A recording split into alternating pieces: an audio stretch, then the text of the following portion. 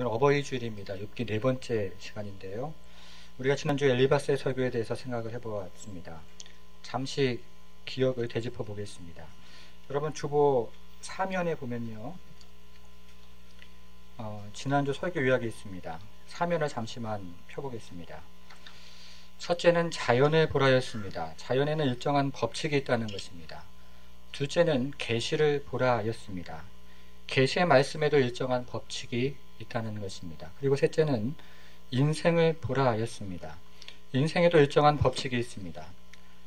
땅에도 일정한 법칙이 있고 하늘에도 일정한 법칙이 있으며 그리고 인생에도 일정한 법칙이 있다 하는 것입니다. 이것을 요약하는 구절이 4장 7절이라고 말씀해 주셨습니다. 생각하여 보라, 죄 없이 망한 자가 누구인가? 정직한 자의 끊어짐이 어디 있는가? 의인은 망하지 않는다는 것입니다. 정직한 사람은 끊어지지 않는다는 것입니다. 그러니까 욥의 고난은 욥의 죄 때문이며 그러니 자신을 돌아보라 라고 이야기하는 것입니다. 여러분, 이 같은 엘리바스의 설교를 들은 욥의 마음은 어떠했겠습니까? 이제 오늘 본문으로 돌아와 보겠습니다. 6장이요. 성경 6장 7절입니다. 6장 7절 말씀을 보니까 이렇게 이야기합니다. 내 마음이 이런 것들을 만지기도 싫어하나니 꺼리는 음식물같이 여김이니라 라고 이야기합니다. 여러분, 욥의 마음이 어땠습니까? 욥의 마음이 꺼리는 음식물 같다 라고 이야기합니다. 욥의 마음이 상한 음식물과 같았고 그의 마음이 부패한 음식물과 같았습니다. 죄 때문에 재산을 잃었고 죄 때문에 자녀를 잃었다는 이야기를 들으니까 욥의 마음이 상했던 것입니다. 이제 욥의 기도 제목은 한 가지였습니다. 여러분 8절을 보니까요. 간구라는 말이 나오고 소원이라는 말이 나옵니다. 그러면 욥이 간구하고 소원하는 기도 제목은 무엇입니까? 9절입니다. 이는 곧 나를 멸하시기를 기뻐하사 하나님이 그의 손을 들어 나를 끊어버리실 것이라 라고 이야기합니다. 무엇입니까? 멸해지는 것입니다. 끊어지는 것입니다. 그의 고통이 어찌나 심했던지 이제 욥이 간구하고 소원하는 기도 제목은 멸해지는 것이고 끊어지는 것이었습니다. 여러분들은 어떠십니까? 옆에 있는 분들을 한번 슬쩍 한번 보시기 바랍니다. 굉장히 평안해 보이십니다. 그렇죠? 아무 문제도 없어 보입니다.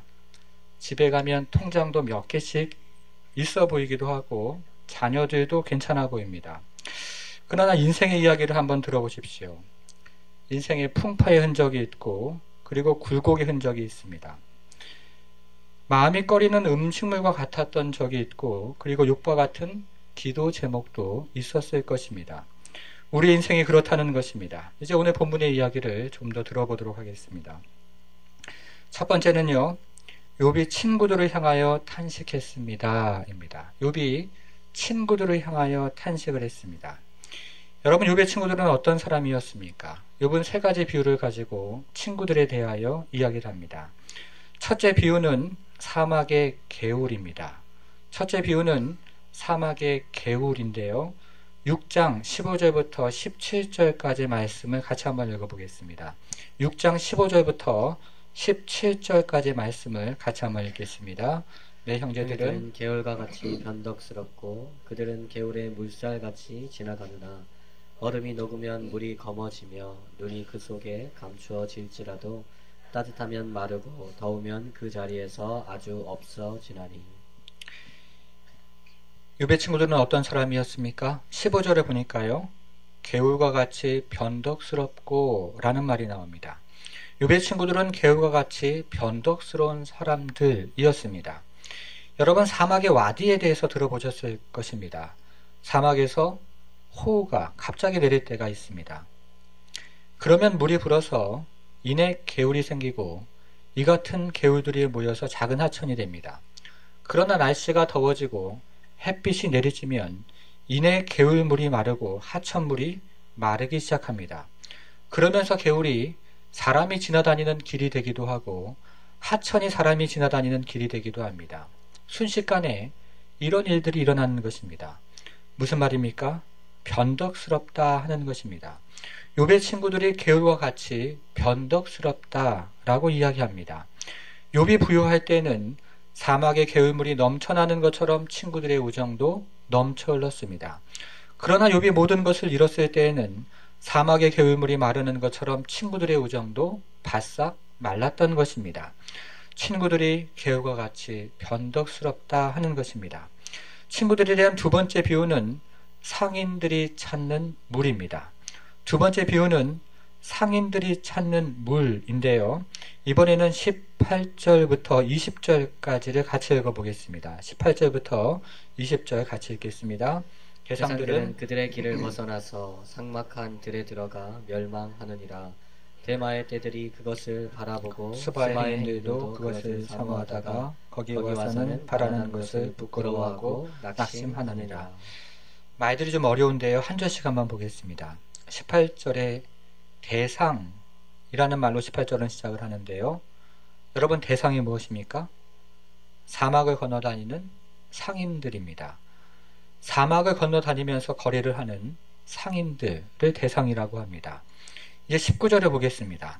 19절에는 두 개의 유명한 도시가 나오는데요.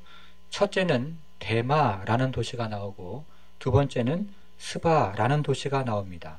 이 대마는 아라비아의 북서쪽에 있는 상업도시였고 스바는 아라비아의 남서쪽에 있는 상업도시였습니다.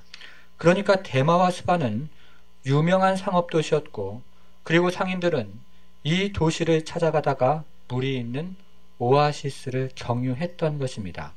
그것이 19절에 나오는 대마의 떼들이 그것을 바라보고 라는 말이고, 스바의 행인들도 그것을 사모하다가 라는 말의 의미입니다.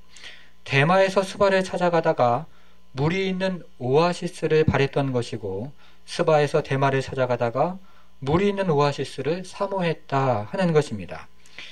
여러분, 그런데 사막이 어떻습니까? 심한 바람이 갑자기 불기도 하고 심한 폭풍이 갑자기 몰아치기도 합니다. 그래서 사막의 지형이 갑자기 변하기도 하고, 그래서 대상들이 길을 찾아가다가 그 길에서 벗어나는 경우가 종종 있습니다. 물이 있는 오아시스를 찾아가다가 오히려 사막에서 길을 잃고 죽어가는 경우가 있었던 것입니다. 그것이 20절에 나오는 부끄러워하고 낙심하느니라 라는 말입니다. 물을 찾아갔는데 오히려 부끄럽게 되고 낙심하게 되었다 하는 것입니다. 욥에게 친구들이 그랬습니다. 욥은 친구들이 온다는 소식을 듣고 친구들을 바랬고 친구들을 사모했습니다. 대상들이 사막의 물을 바라고 사모했던 것처럼 친구들을 바라고 사모했던 것입니다. 무언가 시원한 도움의 손길이 될 것이라고 믿었던 것입니다. 그런데 이것이 웬일입니까? 친구들이 오자 욥의 마음이 상하기 시작했습니다. 대상들이 길을 잃었던 것처럼 욥은 길을 잃었습니다. 그리고 오히려 부끄럽게 되었고 낙심하게 되었습니다. 친구들이 대상들이 찾는 물과 같았다 하는 것입니다. 이제 마지막 세 번째 비유입니다. 세 번째 비유는 제비뽑기 비유입니다. 세 번째 비유는 제비뽑기 비유인데요. 6장 27절로 가보겠습니다. 6장 27절입니다. 너희는 고아를 제비 뽑으며 너희 친구를 팔아 넘기는구나 라고 되어 있습니다. 여러분, 이것은 또 무슨 의미입니까? 욥기를 이해하는 것이 쉽지가 않습니다. 욥과 친구들이 주고받는 대화가 시로 되어 있기 때문에 욥기를 이해하는 것이 쉽지가 않은데요. 이번에는 성경의 다른 구절을 가지고 이 구절을 생각해 보도록 하겠습니다. 열왕기하 4장 1절을 찾아보겠습니다. 주보 안에 있는데요. 열왕기하 4장 1절 말씀 같이 한번 읽어보도록 하겠습니다. 선지자의 제자들의 아내 중에 한 여인이 엘리사에게 부르짖어 이르되 당신의 종 나의 남편이 이미 죽었는데 당신의 종이 여호와를 경외한 줄을 당신이 아시는 바니이다. 이제 빚준 사람이 와서 나의 두 아이를 데려가 그의 종을 삼고자 하나이다 하니. 엘리사의 제자들 중에 한 사람이 죽었습니다. 그에게는 아내가 있었고 2명의 자녀가 있었고 그리고 갚지 못한 빚이 있었습니다. 이렇게 남편이 죽자 돈을 빌려준 사람이 찾아와서 두 아이를 데려가 종을 삼겠다고 이야기를 합니다. 여러분, 이 상황을 아내 편에서 생각해 보겠습니다. 남편이 죽었습니다. 자녀들은 어립니다. 그리고 갚지 못한 빚이 있습니다. 여러분, 아내의 마음은 어떻겠습니까? 남편을 잃은 슬픔이 컸습니다. 어린 자식에 대한 걱정으로 잠을 이룰 수가 없었습니다. 그리고 아직도 남아있는 빚이 있습니다. 아내의 마음은 슬픔으로 가득했고 걱정과 근심으로 가득 찼습니다. 그런데 이 같은 아내의 마음은 아랑곳하지 않고 채권자는 두 아이를 데리고 가서 종으로 삼겠다고 이야기를 합니다. 아내의 마음은 헤아리지도 않고 두 아이를 데려가 종으로 삼겠다고 이야기를 하는 것입니다. 27절 말씀이 6장 27절 말씀이 그와 같은 속담입니다. 고아의 마음은 아랑곳하지 않고 제비를 뽑는 것입니다. 부모를 잃은 고아의 마음은 헤아리지도 않고 부모의 유산을 차지하려고 제비를 뽑겠다 하는 속담인 것입니다. 욥의 친구들이 마찬가지라는 것입니다. 욥의 마음은 아랑곳하지 않고 독서를 쏟아낸다 하는 것입니다. 여러분, 우리 인생도 마찬가지입니다. 우리가 인생을 살다 보면 친구 때문에 웃는 경우도 있고 우는 경우도 있습니다. 신실하게 도와주는 친구가 있는가 반면에 배신하는 친구도 있습니다. 여러분, 우리말 속담에 이런 말이 있죠. 믿는 도끼에 발등 찍힌다, 이런 말이 있습니다. 여러분에게는 어떤 친구가 있습니까? 그리고 여러분들은 어떤 친구가 되십니까? 이 질문은 다시 한번 예수님에게로 향하는 질문이 됩니다. 먼저 요한복음 15장 15절을 읽어보겠습니다. 주보안에 있는데요. 이 구절도 같이 한번 읽겠습니다. 이제부터는 너희를 종이라 하지 아니하리니 종은 주인이 하는 것을 알지 못함이라. 너희를 친구라 하였노니 내가 내 아버지께 들은 것을 다 너희에게 알게 하였습니다. 예수님 우리에게 친구라고 말씀하십니다.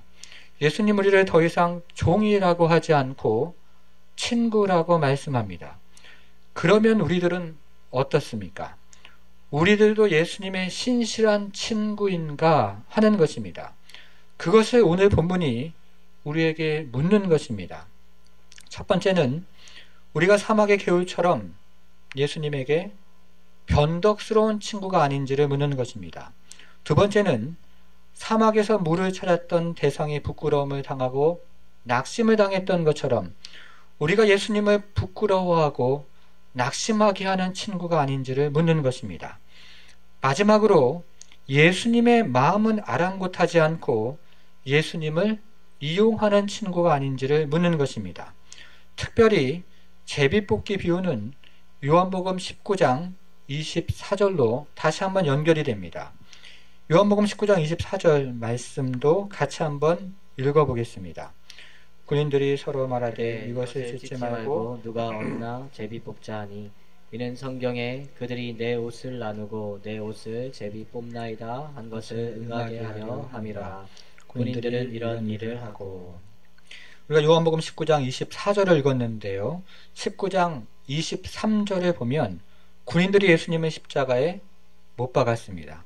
그리고 예수님이 가지고 있었던 네 가지 물건을 나누어 갖기를 시작을 합니다. 아마도 한 군인은 머리 수건을 가졌을 것이고 다른 군인은 허리띠를 가졌을 것입니다. 그리고 다른 군인은 샌들을 가졌을 것이고 또 다른 군인은 겉옷을 가졌을 것입니다. 이제 마지막으로 속옷이 남았습니다. 그런데 이 속옷은 이음새가 없는 아주 비싼 종류의 속옷이었습니다. 그러자 군인들은 속옷을 차지하기 위해서 제비를 뽑기 시작합니다. 십자가에 못 박힌 예수님의 마음을 아랑곳하지 않고 제비 뽑기를 시작한 것입니다.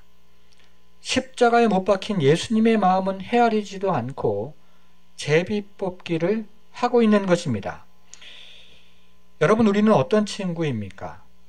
예수님의 마음을 생각하는 친구입니까?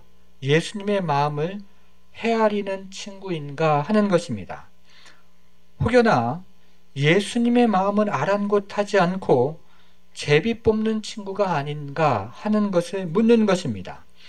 예수님의 마음은 헤아리지도 않고 제비를 뽑는 친구는 아닌지를 오늘 본문이 묻고 있는 것입니다. 이것이 욥의 친구들을 향한 욥의 탄식이었습니다. 두 번째는 욥이 하나님을 향하여 탄식했습니다 입니다. 욥이 하나님을 향하여 탄식했습니다. 이제 7장을 보면 욥은 고개를 돌려서 하나님을 향한 탄식을 시작을 합니다. 여기에는 인생을 향한 두 가지 비유가 등장을 합니다. 첫 번째 비유는 품꾼의 비유입니다. 7장 1절을 보겠습니다. 하반절에 보니까요. 그의 날이 품꾼의 날과 같지 아니하겠느냐라고 이야기합니다. 여러분, 품꾼이 무엇입니까? 하루하루 살아가는 일용직입니다. 아침이 되면 인력시장으로 가서 주인을 기다립니다. 이렇게 주인 나타나면 공사장에 가서 일을 하기도 하고 농장에 가서 일을 하기도 합니다. 그러다가 오전이 지나가고 오후가 지나가고 저녁 때가 되면 하루 임금을 받고 집으로 돌아옵니다. 여러분, 이런 종류의 일을 해보신 경험이 있습니까?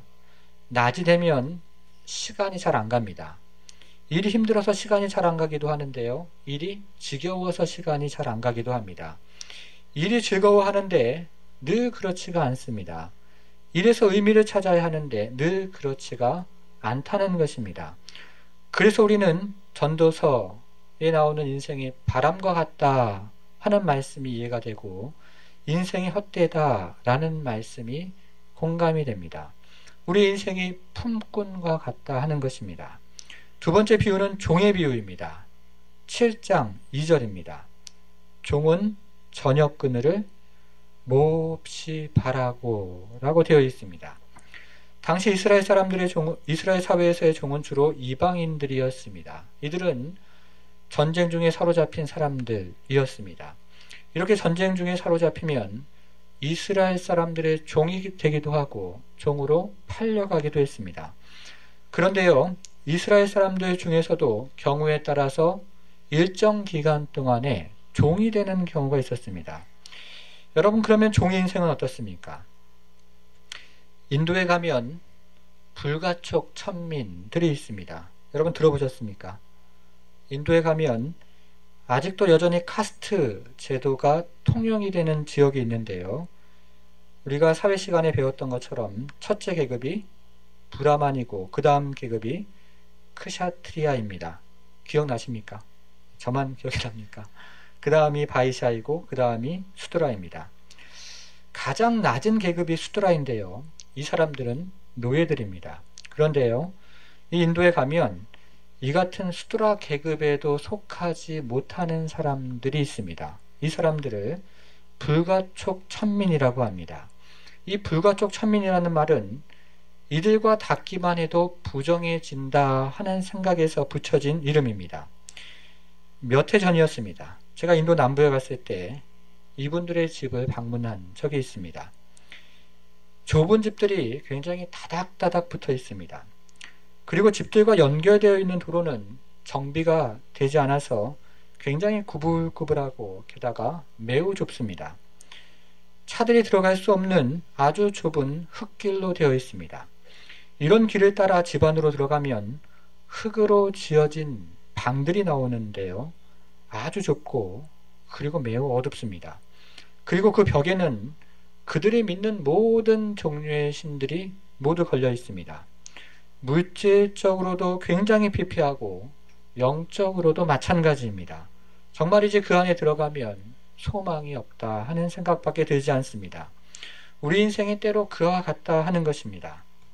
종과 같은 인생인 것입니다. 이렇게 인생에 대한 첫 번째 비유는 품꾼의 비유이고 두 번째 비유는 종의 비유입니다. 여러분, 그러면 품꾼이 바라는 것이 무엇입니까? 2절을 보니까요, 품꾼이 바라는 것은 품삯입니다. 품꾼에게는 품삯이 주어집니다. 그러면 종이 바라는 것은 무엇입니까? 2절에 보니까 종은 저녁 그늘을 기다립니다. 종에게는 저녁 그늘이 주어집니다. 그러면 왜 욥은 지금 본문에서 품꾼을 언급하고 종을 언급하는 것입니까? 자신의 신세가 그보다 못하다 하는 것입니다. 자신의 신세가 품꾼보다도 못하고 자신의 신세가 종보다도 못하다 하는 이야기를 하고 있는 것입니다. 7장 3절을 한번 보겠습니다.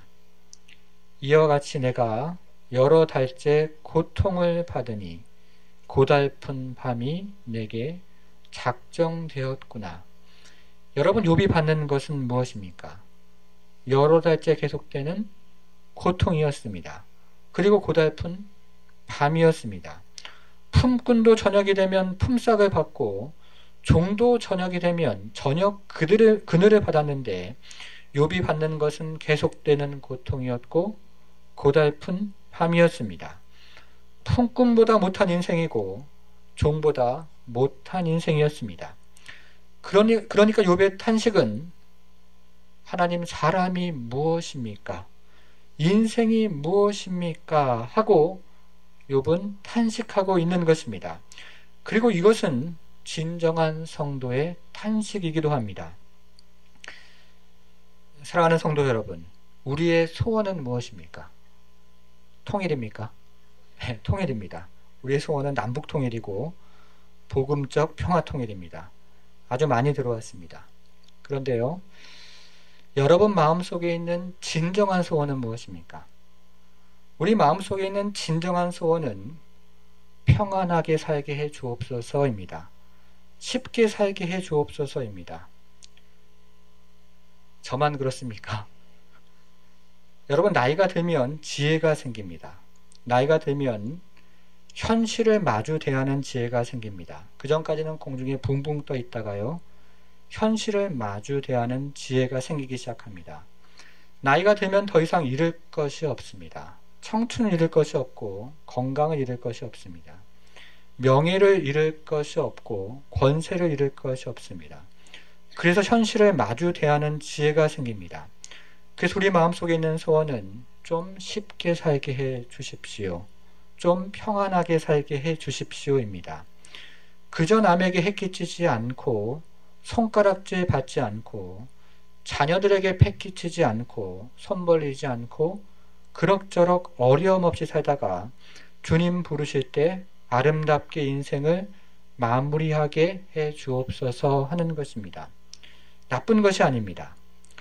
자녀들에 대한 기도 제목도 마찬가지입니다. 손자 손녀들을 위해 기도할 때도 마찬가지입니다. 좀 평안하게 살게 해 주옵소서, 쉽게 살게 해 주옵소서입니다. 인생을 살아보니까 별게 없더라 하는 것입니다. 인생을 살아보니까요, 이렇게 사나 저렇게 사나 한평생이더라 하는 것입니다. 이것이 욥의 기도 제목입니다. 사람이 무엇입니까? 인생이 무엇입니까? 여러분, 그런데 하나님은 어떻게 말씀하고 있는 것입니까? 그렇게는 못하겠다라고 말씀하시는 것입니다. 우리는 하나님에게 쉽게 살게 해달라고 기도하는데 하나님은 그렇게는 못하시겠다고 말씀하는 겁니다.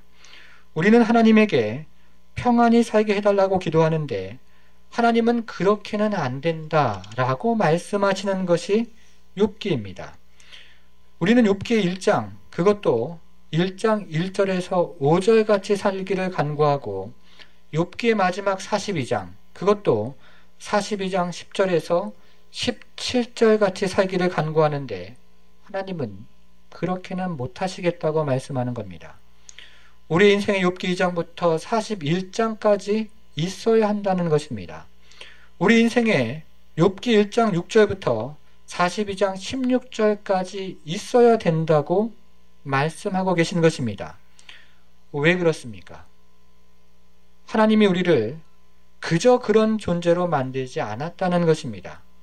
하나님이 우리를 그저 잘 먹고 그저 잘 사는 존재로 만들지 않았다는 것입니다.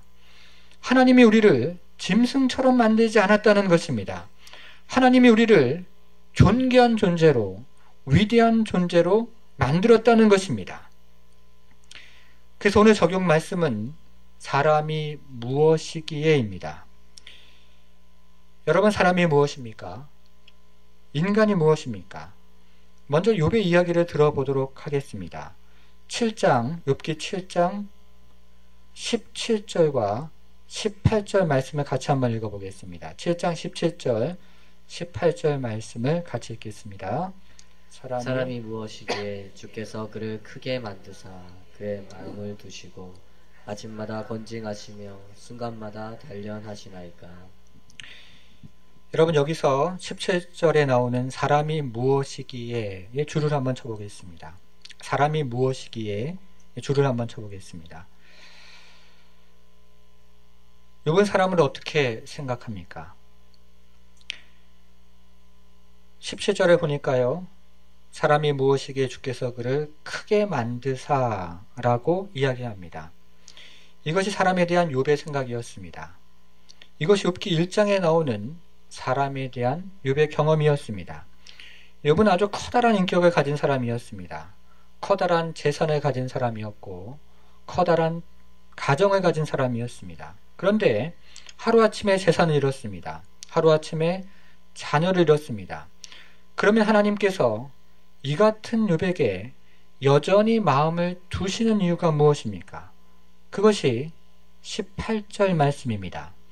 아침마다 권징하시며 순간마다 단련하시나이까. 하나님이 욥에게 마음을 두는 이유는 아침마다 권징하기 위해서라는 것입니다. 그리고 순간마다 단련하기 위해서라는 것입니다. 이것이 욥의 생각이었습니다. 이것이 욥의 경험이었습니다. 고난 가운데 욥이 생각한 것입니다. 여러분 이것은 성도의 경험입니다. 젊어서는요. 비전이라는 말만 들어도 가슴이 뜨거워집니다. 꿈이라는 단어만 들어도 기쁨이 솟아납니다. 여러분 그래서 교회에서 철회하면서 마룻바닥에서 밤새도록 울면서 기도하지 않았습니까? 밤을 지새우면서 기도했습니다. 그런데요. 나이가 들면서 현실을 마주대야 하는 지혜가 생깁니다. 크게 되는 것 별로 관심이 없습니다. 위대하게 되는 것 별로 관심이 없습니다. 나이를 먹어보니까 명예를 쌓는 것도 크게 관심이 없고 부를 쌓는 것도 크게 관심이 없습니다. 지금 제 얘기를 하는 것입니다. 물론 자녀들을 위해서는 여전히 같은 기도 제목을 가지고 있습니다. 그러나 더 이상 자녀들을 위한 기도 제목과 나의 기도 제목이 같은 것은 아닙니다. 그러면 나의 기도 제목은 무엇입니까? 그저 하루하루 쉽게 살게 해 주옵소서, 평안케 살게 해 주옵소서입니다. 인생을 살아보니까 별게 없다는 것입니다. 이렇게 사나 저렇게 사나 한평생이라는 것입니다. 여러분 이런 기도 제목이 그리고 이런 기도가 잘못된 것이 아닙니다. 저도 그렇게 기도를 합니다. 그런데 하나님이 우리를 가만히 두지 않는다는 것입니다. 아침마다 권징을 하시고 순간마다 단련을 하신다는 것입니다. 우리 인생이요. 우리 마음대로 돌아가지가 않습니다. 우리 인생이 우리 뜻대로 돌아가지가 않습니다. 우리가 생각하는 것과는 다른 방향으로 돌아갑니다. 여러분 우리 인생이 도대체 왜 이런 것입니까? 도대체 사람이 무엇이길래 도대체 인생이 무엇이길래 이런 것입니까? 우리는 그 이유를 훗날에 쓰여진 다윗의 시편에서 깨닫게 되는 것입니다. 시편 8편 3절에서 5절 말씀도 같이 한번 보도록 하겠습니다. 주보안에 있는데요. 시편 8편 3절에서 5절 말씀도 같이 한번 보겠습니다. 주의 손가락으로 만드신 주께서 베풀어 둔 달과 별들을 내가 보니 사람이 무엇이기에 주께서 그를 생각하시며 인자가 무엇이기에 주께서 저를 돌보시나이까. 그를 하나님보다 조금 못하게 하시고 영화와 존귀로 관을 씌우셨나이다. 아멘. 여기서요 4절에 사람이 무엇이기에 라는 말에 줄을 한번 쳐보겠습니다. 사람이 무엇이기에입니다. 다윗의 시편도 사람이 무엇이기에가 가장 중요한 주제였습니다. 욥에게 사람이 무엇이기에가 가장 중요한 주제였던 것처럼 다윗의 시편도 사람이 무엇이기에가 가장 중요한 주제였던 것입니다. 먼저 3절을 한번 보겠습니다. 주의 손가락으로 만드신 주의 하늘과 주께서 베풀어 주신 달과 별들을 내가 보오니 라고 되어 있습니다. 여러분 한밤중에 이 중동의 광야에서 별을 보신 적이 있습니까? 그곳에서 달을 보신 경험이 있습니까? 정말로 말할 수 없이 신비롭습니다. 표현할 수 없이 굉장히 아름답습니다. 정말로 형용할 수 없이 너무나 장엄합니다. 신비로움과 아름다움과 그리고 장엄함이 온 하늘을 뒤덮습니다. 다윗은 이렇게 하늘을 보다가 이것보다 더 신비롭고 이것보다 더 아름답고 이것보다 더 장엄한 것이 있다는 사실을 깨달았습니다. 그것이 4절입니다. 사람이 무엇이기에입니다. 사람이 무엇이기에 주께서 그를 생각하시며 인자가 무엇이기에 주께서 저를 돌보시나이까. 다윗이 깨달은 것은 사람이었고 다윗이 깨달은 것은 인자였던 것입니다. 이 같은 다윗의 깨달음은 욥의 깨달음에서 시작을 합니다. 그러나 이 같은 다윗의 깨달음은 욥의 깨달음을 통과한 것입니다. 여러분 4절에 나오는 인자라는 말의 표시를 한번 해보겠습니다. 여기서 인자라는 말은 벤 아담이라는 히브리 말을 번역해 놓은 것인데요. 아담의 자손이란 뜻입니다. 그러니까 죄인이라는 의미입니다. 아담으로부터 죄를 물려받은 죄인이라는 의미입니다. 쓸데없는 존재라는 의미이고 하찮은 존재라는 의미입니다. 그런데 이렇게 죄로 오염된 쓸데없는 존재를, 이렇게 죄로 오염된 하찮은 존재를 하나님이 어떻게 하십니까? 4절을 다시 한번 보겠습니다. 사람이 무엇이기에 주께서 그를 생각하시며 인자가 무엇이기에 주께서 저를 돌보시나이까. 하나님이 생각하십니다. 하나님이 사람을 생각하십니다. 죄로 오염된 쓸데없는 존재를 생각하시고 죄로 오염된 하찮은 존재를 생각하신다는 것입니다. 하나님이 사람에게 그분의 마음을 두신다 하는 의미입니다. 여러분, 그러면 하나님이 사람을 생각하는 진짜 이유가 무엇입니까? 하나님이 사람에게 마음을 두는 진짜 이유가 무엇입니까? 우리는 욥기에서 그 이유를 살펴봤지만 그것이 진짜 이유가 아니고 진짜 이유가 있다는 것입니다. 4절 마지막에 답이 있습니다. 주께서 저를 돌보시나이까 입니다. 돌보시기 위해서입니다.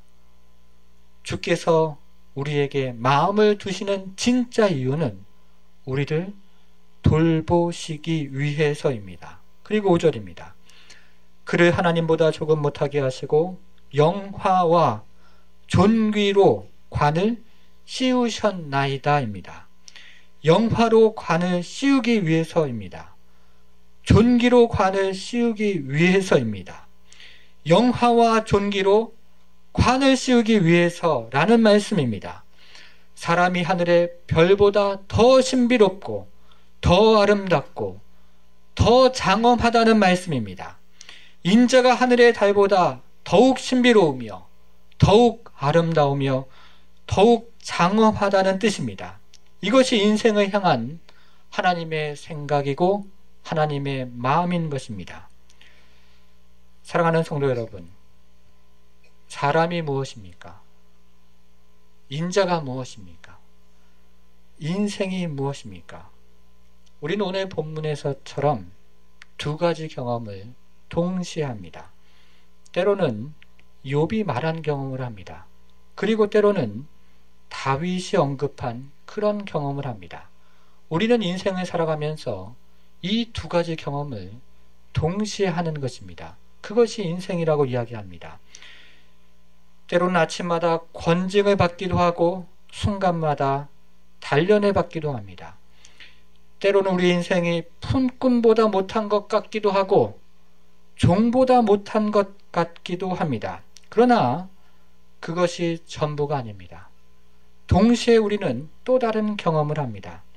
왜냐하면 그것이 끝이 아니기 때문에 그런 것입니다. 하나님께서 우리 인간을 어떻게 생각하십니까? 하나님께서 우리 인간을 어떻게 돌보십니까? 영화로 관을 씌우는 것입니다. 존귀로 관을 씌우는 것입니다. 우리가 그저 그런 존재가 아니라는 것입니다. 우리가 그저 잘 먹고 그저 잘 사는데 만족하는 종류의 그 수준의 그런 존재가 아니라는 것입니다. 우리는 영광스러운 존재이고 우리는 존귀한 존재라는 것입니다. 하늘의 별보다 더 신비롭고 아름답고 그리고 장엄한 존재라는 것입니다.